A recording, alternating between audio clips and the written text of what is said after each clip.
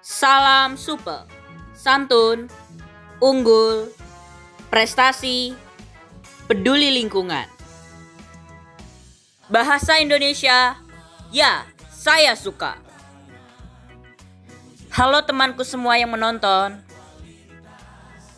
Perkenalkan, nama saya Abraham Prisa Utama dari kelas 8B SMP Negeri 2 Selat. Di video kali ini, saya ingin menjelaskan beberapa materi dari bab 1 kelas 8 dan penjelasan Bapak. Sebelumnya, saya mengucapkan terima kasih kepada Bapak Juprianto SPD yang telah memberikan tugas ini dan membimbingnya. Berikut penjelasan beberapa materi dari bab 1 kelas 8 dan penjelasan Bapak. Teks laporan hasil observasi.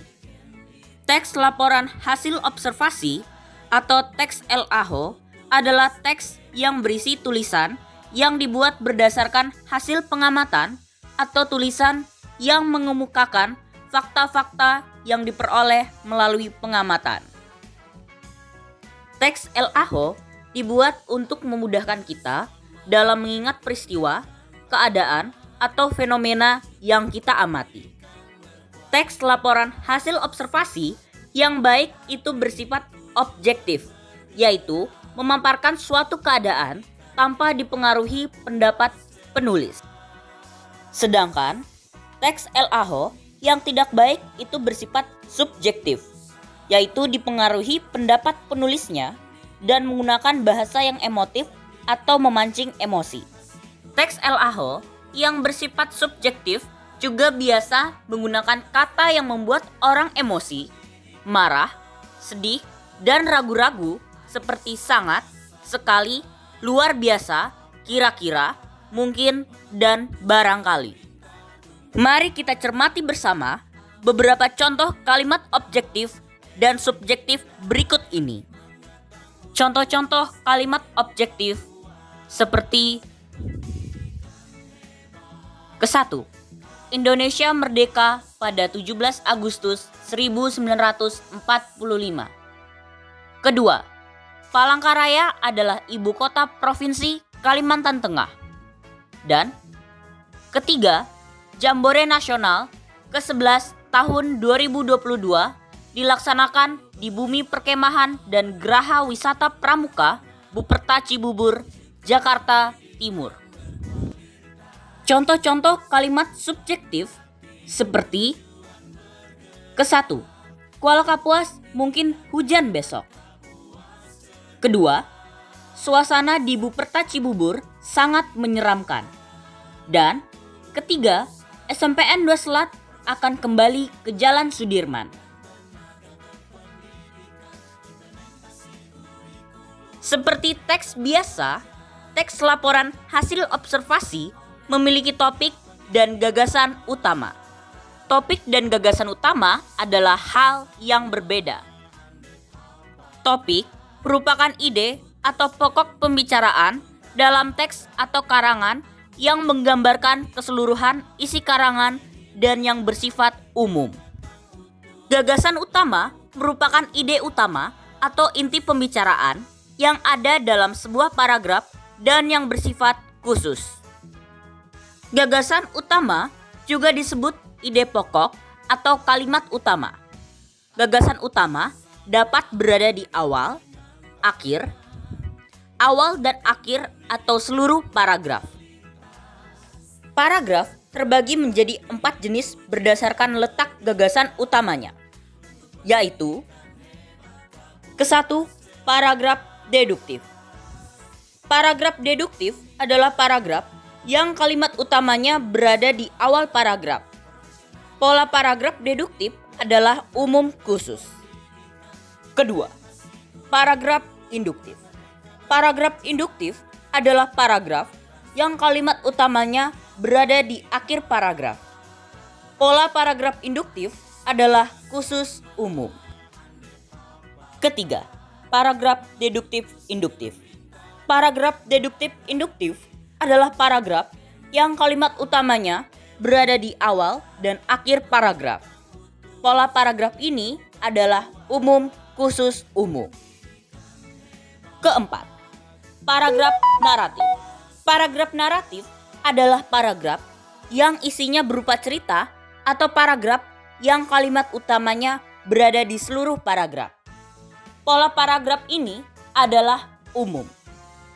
Dalam teks LAHO, kita dapat menemukan berbagai kosakata baru yang artinya dapat kita telusuri dalam Kamus Besar Bahasa Indonesia KBBI berbentuk cetak ataupun digital. Kita dapat menemukan juga kata yang ditulis dengan huruf miring dalam teks laporan hasil observasi. Mengapa demikian? Alasannya karena kata tersebut berasal dari bahasa daerah atau bahasa asing seperti bahasa Inggris. Contohnya, ke-1, ketika di bus, saya melihat orang-orang berdiri sambil berpegangan dengan handle grip. Kedua, SMPN 2 Selat melaksanakan kegiatan proyek penguatan profil pelajar Pancasila, yaitu membuat wadi. Di kalimat ke-1, terdapat kata handle grip, yaitu kata asing dari bahasa Inggris yang memiliki arti yaitu gantungan pegangan tangan di bus. Dalam kalimat kedua, terdapat kata wadi, yaitu kata dari bahasa daerah, yaitu bahasa Dayak. Wadi adalah makanan fermentasi ikan khas Kalimantan Tengah, suku Dayak, dan suku Banjar. Jadi, tulislah kata dari bahasa daerah atau bahasa asing dalam teks LAHO dengan menggunakan huruf miring.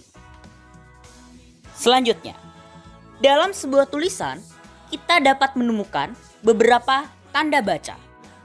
Tanda baca memiliki pengertian, fungsi, dan jenis-jenisnya.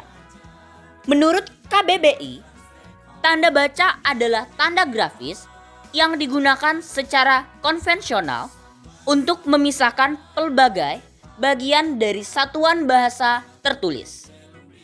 Tanda baca memiliki istilah lain yaitu punktuasi. Tanda baca berfungsi untuk menata kata dari kalimat sehingga maksudnya mudah dipahami. Ada banyak jenis tanda baca dan 4 diantaranya sebagai berikut. Ke-1, tanda titik. Tanda titik mempunyai beberapa fungsi dan salah satunya dipakai untuk mengakhiri kalimat. Kedua, tanda koma. Tanda koma mempunyai beberapa fungsi dan salah satunya dipakai untuk pemerincian 3 unsur atau lebih yang digunakan dalam satu kalimat. Ketiga, tanda titik 2. Tanda titik 2 juga mempunyai beberapa fungsi dan salah satunya dipakai di akhir pernyataan yang diikuti dengan pemerincian. Keempat, tanda titik koma. Tanda titik koma dipakai untuk pengganti kata penghubung yang menunjukkan hubungan setara dalam sebuah kalimat.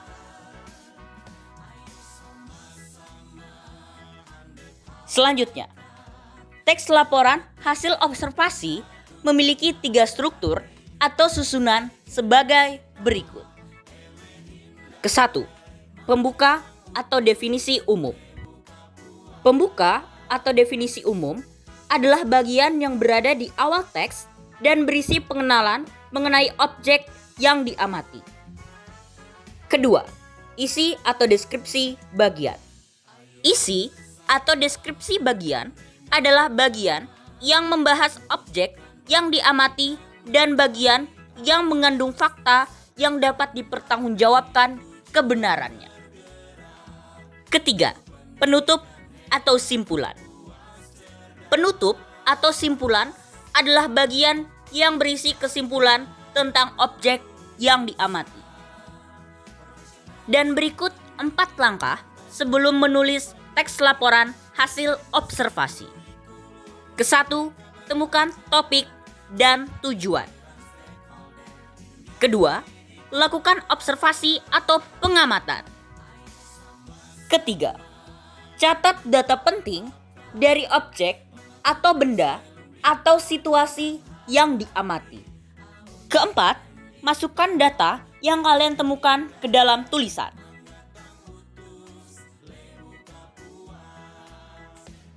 Setelah mempelajari tentang teks LAHO, kita akan belajar tentang homofon, homograf, dan homonim.